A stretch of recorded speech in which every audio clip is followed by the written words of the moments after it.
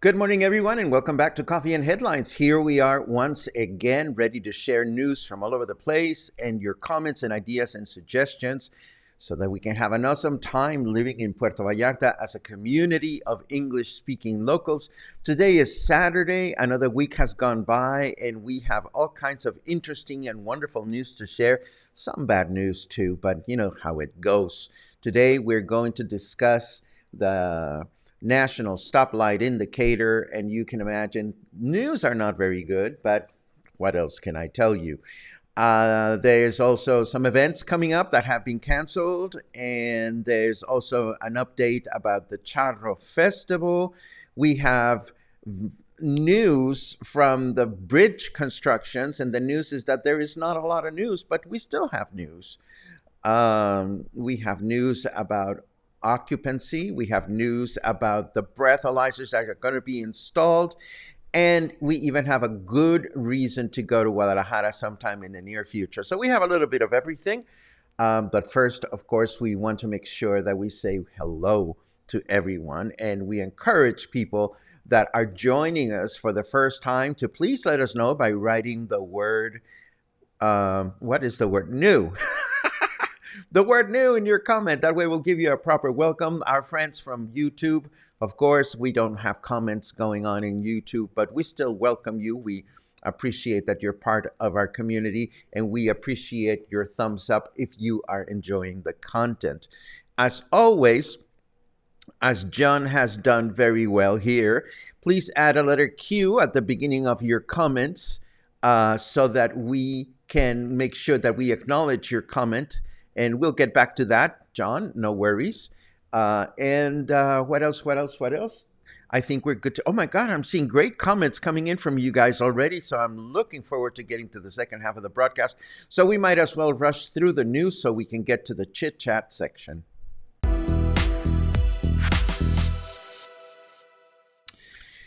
Well, we're back. We're back in orange. I think it was to be expected. The national COVID stoplight indicator has put our state back in the orange, which means that there is a risk to getting COVID. Of course, we already know this, but you know, when we see the indicator, it's almost like we are about to celebrate Halloween or something. A lot of the country has stepped back to color orange. We have 4 states in the green, 13 in yellow, and 15 in orange. So hey, it's not over. We know that. We have to follow the mandates, and we know that as well. A big banda event has been promoted here in Puerto Vallarta since December. This would be a Valentine's Day event to take place on February 19th, and the health board has not authorized it, which has taken the organizers by surprise. They were reached out to by members of the press. And of course, the organizers were like, oh, we didn't know. Nobody told us.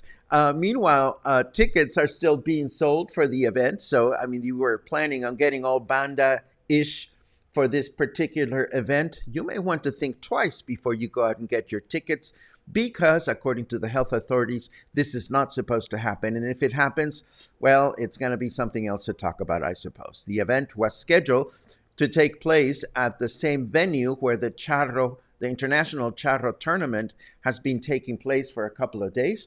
And speaking of, I remember a few days ago, somebody asked if we would have a Charro parade along the Malecon this year. This is one of the traditions that the Charro Festival brings along with it.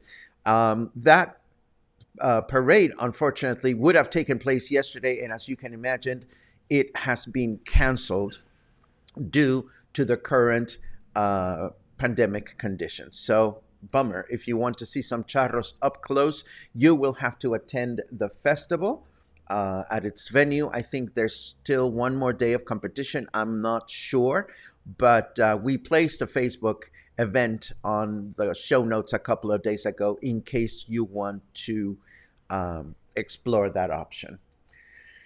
And of course, there are many folks out there that continue to have their fingers crossed so that the Insurgentes Bridge will be completed during the month of February, as authorities have promised, although we don't know that it will. We don't know that it won't. We see some of these images, and it is clear to see that there is some progress being done, but it's difficult to know whether the construction project will actually meet its deadline, which they said it would be ready sometime in the month of February.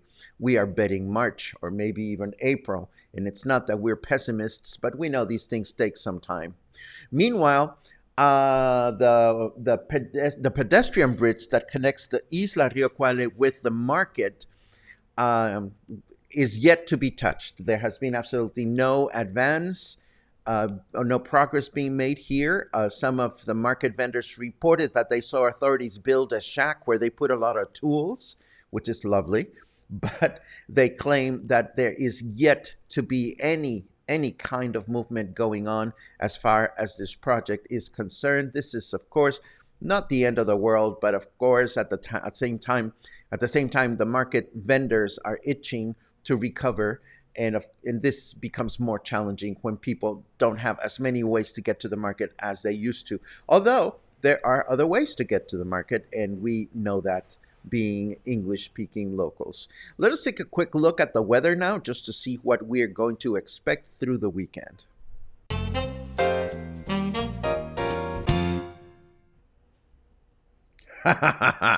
Would it be just rubbing salt in the wound if I sent bad weather to Facebook's offices today? Well, that probably would be the case. That's what our snarky weather has to say today. What I have to say today is that we are now enjoying 24 degrees Celsius with high humidity at 72%. Our temperature in Fahrenheit degrees is 75. And our forecast for today says partly cloudy through the day with a high temperature of 27, low temperature 18. Tomorrow, Sunday, we'll wrap up the weekend with a partly cloudy day, high temperature of 28 degrees with a low temperature of 19. And we will begin the week again with a partly cloudy day, high temperature of 28, low temperature of 17. And we have more headlines for you. Let me just set them up so that we can get on with our little adventures. What is next? Occupancy. Occupancy, of course, given the long weekend, local authorities are hoping that hotel occupancy in Puerto Vallarta will increase up to as much as 80% during the long weekend. We know that today is February 5th. Today, Mexico celebrates National Constitution Day, which is the day in which the Mexican Constitution was first implemented.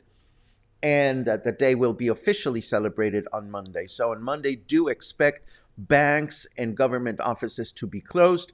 And through the weekend, expect a slightly higher vehicular and pedestrian traffic all over the town.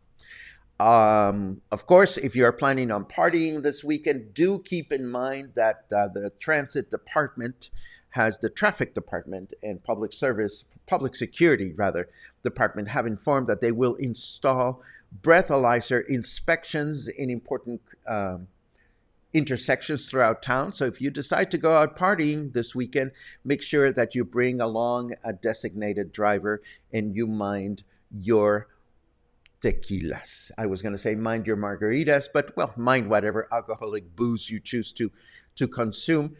And this is fascinating to me. I'm a big fan of trains, and it seems that Mexico will embrace train travel once again with a new network of passenger lines scheduled to be constructed all over the country. Of course, some of us will not get to see it because they claim that this is not expected to be completed until 2015.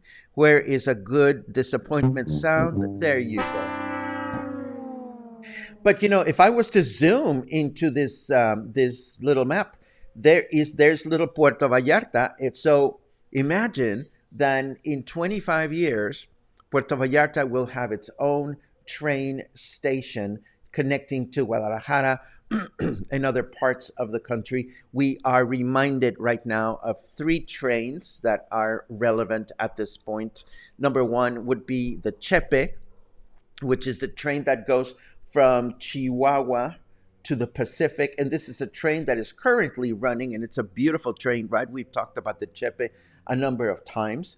Then there's also a train that goes from Guadalajara to Tequila. This is called the Tequila train.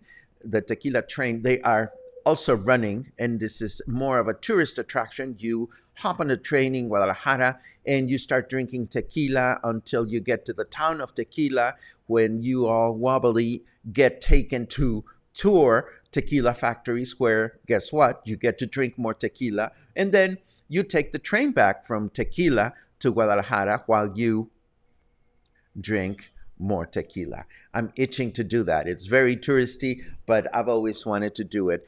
And I have to say, I'm a big train fan. I've spent so much time lately watching train rides on YouTube, just, mindlessly watching all these cameras that get installed in the control room, in the conductor's front view, and you just get to watch the train go from one place to another. It relaxes my mind somehow. But in the process of doing this, I came across a couple of train videos from Mexico. You see, while we may not have passenger trains running all over the country, we do have quite an extensive network of freight trains that are operating in Mexico as we speak. I mean, this is going on right now.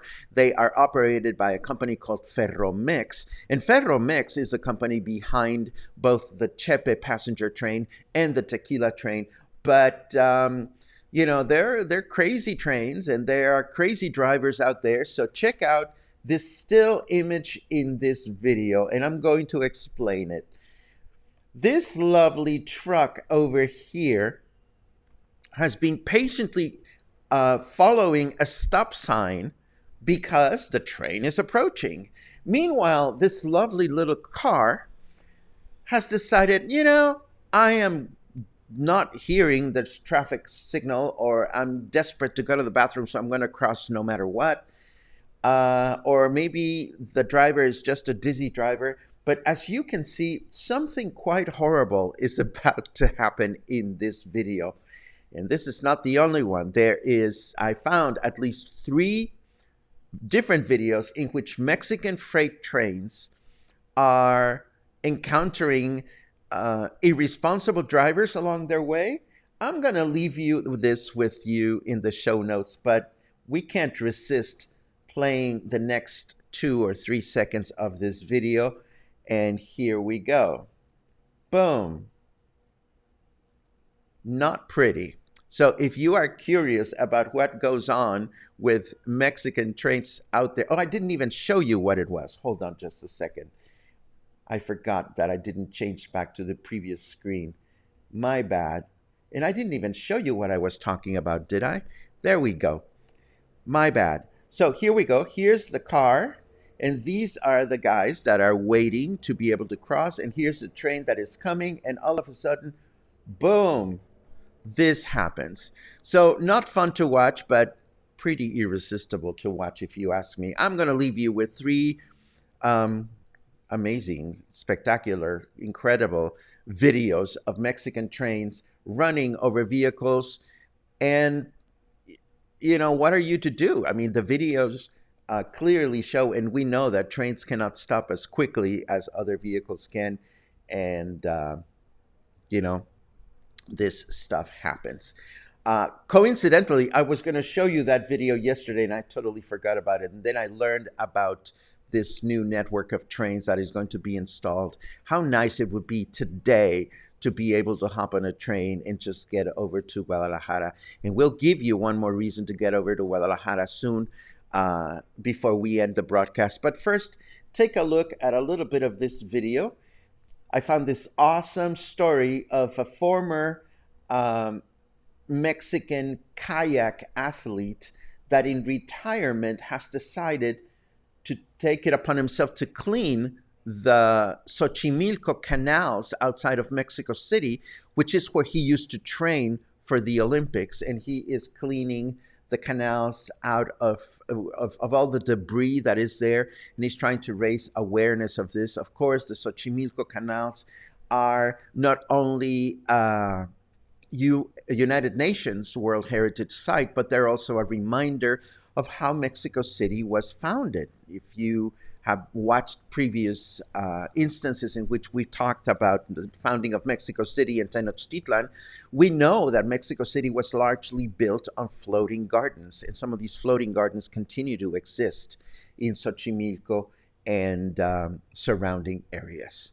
Our last news item of the day before we jump over to your comments is yet another good reason to visit the city of Guadalajara.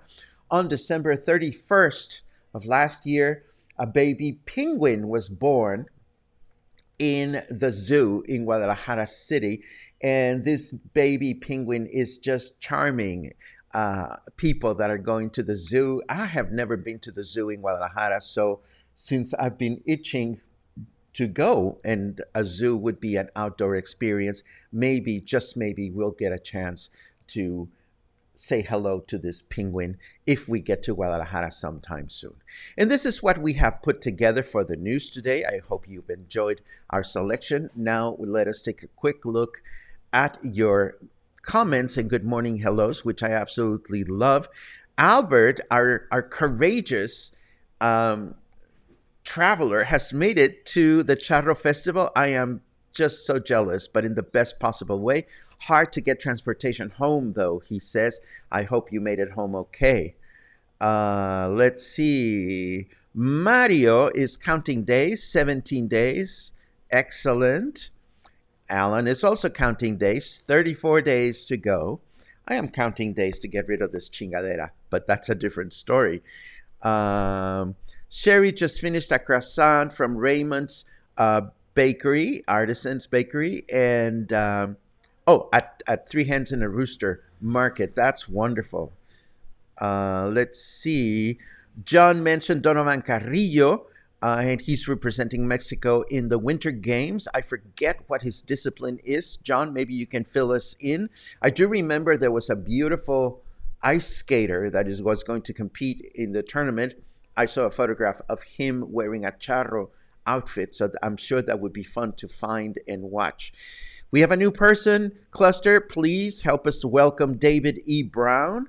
It is great to see you, David. Thank you for joining us here at Coffee and Headlines. Whether you live in Puerto Vallarta or Puerto Vallarta is important to you in your heart or your memory, you are most welcome to join us. Oh, great. Barbara had great lunch at Sanctuary Tacos. So good. Followed your example and took home the potato for dinner. It won't be the last time. Thank you for recommending the restaurant. Well, I have to say, Barbara, in the last 2 weeks, I've gone 3 times, and I've enjoyed it that much. And every time I hear or read reports like yours, I start itching to go back. And who knows, maybe this weekend we just might. Let's see what else we have. Boom, bidim, bam, boom, ba-dum, bam, bam. John has some feedback about yesterday's question. If you are a guest in any foreign country, you owe it to your hosts to be at least able to exchange pleasantries, hello, goodbye, please, thank you, etc. I completely agree with you, John. And in the past, we've gone over basic Spanish here at the broadcast. We could go over basic Spanish once again, but of course, this kind of information is something that everybody can find online. But yesterday's conversation was quite thought provoking.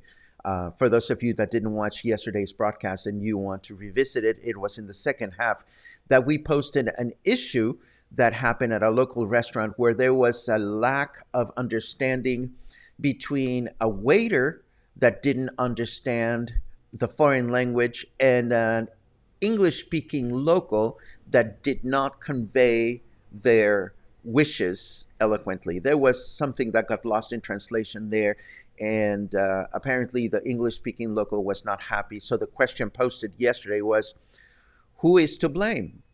Who is to blame? And we were reminded of the fact that here in Puerto Vallarta, we're in a very unique, privileged location in which a lot of the workforce is expected to learn English, but don't expect that to be the case in the rest of the country. Let's see. Paripapa. Glee joins me in saying, March for the bridge. I hear you. Let's see what else we have. Ramon says, greetings everyone all the way from the breakfast table at Los Alcatraces. If that is Los Alcatraces in Fluvial, it's one of my favorite restaurants and I love that place. John asks, can anyone recommend a bakery in which I can find a good brand muffin? I am going to look forward to your answers, John. I think it might help you and it might help others if you let us know where in Puerto Vallarta you are located. As you know, it's a big city with a lot of bakeries out there. Let's see.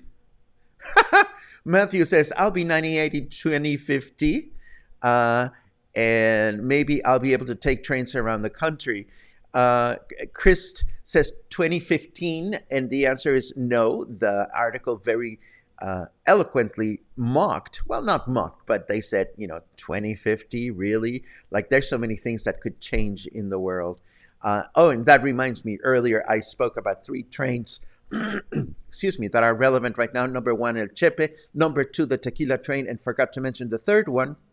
And the third one would be the Maya train, which is the legacy project that our president wishes to leave once he steps down from office. The Maya train is supposed to be finished in less than 3 years, which makes me think, well, if they can finish such a network of trains in 3 years, why couldn't the country just step up the rest of the trains so that we can enjoy them? And I hear you, John. One hopes sooner rather than later. That would be absolutely wonderful. Alan will be 96. I don't even know how old I'll be, but I certainly don't want to be that old to be going up and down on trains. Dan and Kathy are hoping to do the Malecon sculpture tour this coming Tuesday. You are in for a treat. Gary Thompson, and if Gary is there, please say hello for me. Gary is an amazing human being. He owns Galeria Pacifico, and he goes out of his way to volunteer and do these tours for free for a local charity. I don't know which local charity he is representing. He used to represent Los Mangos Library. I don't know if he still does that. But charity aside, he is incredibly knowledgeable about those sculptures, and he's a joy to listen to. Angelica tells us that the zoo in Guadalajara is huge and beautiful. I'll definitely add it to my list. Hola, Pack. I love it. Hola, Car. I say back. Carolyn goes back to say, loving the weather. That's wonderful. Harold says, you must go to the zoo in Guadalajara. Thank you very much. I've never done it. And thank you, John, for clarifying that the aforementioned athlete is the ice skater. We must be talking about the same person, and it'll be fun to watch him. Um, Albert gives us more feedback about his adventure in the Charro Festival, waited outside for a taxi to drop off a group off and got a ride with him. Not much negotiable when you're in hell and gone, but another experience. Yes, one of the disadvantages of the Arena Vallarta is that it is not in city central. It is a little bit of a hop to get there. Now, this is funny. I wonder if the train network will be finished before the highway to Guadalajara. Well, you never know. You never know. Let's see. John says we will be in Cinco de Diciembre again, but have no trouble walking to D's for her cranberry orange scones and a coffee, or walking to Costco or La Comer. Well, there's a lot of options, and there's a couple of wonderful bakeries in Versalles. So, and in Cinco de Diciembre, I don't know the bakeries in Cinco de Diciembre, I'm afraid. But if you don't mind the walk, I am sure that you will find what you are looking for. Albert lets us know that this is Gary's last year doing the walking tour. So, wow. This is absolutely a must see. And Kevin Simpson, who owns Collectica Gallery, is also joining the expedition. Kevin Simpson is quite knowledgeable on the huichol, and he is very good at explaining all those amazing symbols that are on the sidewalk or the pavement of the Malecon, because they're inspired by huichol motifs. So if you haven't done the Tuesday sculpture tour, even if you're a local, it is highly, highly recommended. And this brings us to the end of today's broadcast. It was another eventful week, and I am looking forward to the next 36 hours worth of rest. I will be joining some friends for a little bit of fun by the beach tomorrow afternoon. I look forward to that. Of course, we will not be in Los Muertos. We will be in another beach. For locals, we will be by the Oasis del Joli, which is behind the La Isla Shopping Mall. And I hope you are doing. Oh wow, that's something to bring up on the screen. Thank you very much, Mateo. Donovan's outfit for the Olympics will have a staggering 18,000 pieces of bling in it. You call it bling, I call it 18,000 pieces of chingaderas. So there. Anyhow, I hope you have an amazing weekend. The weather calls for it. It's a good time to be out there walking. So go for it. Enjoy the city. Enjoy yourselves. Stay happy. Stay healthy. Stay cautious. And take good care of yourselves and your friends. Bye-bye.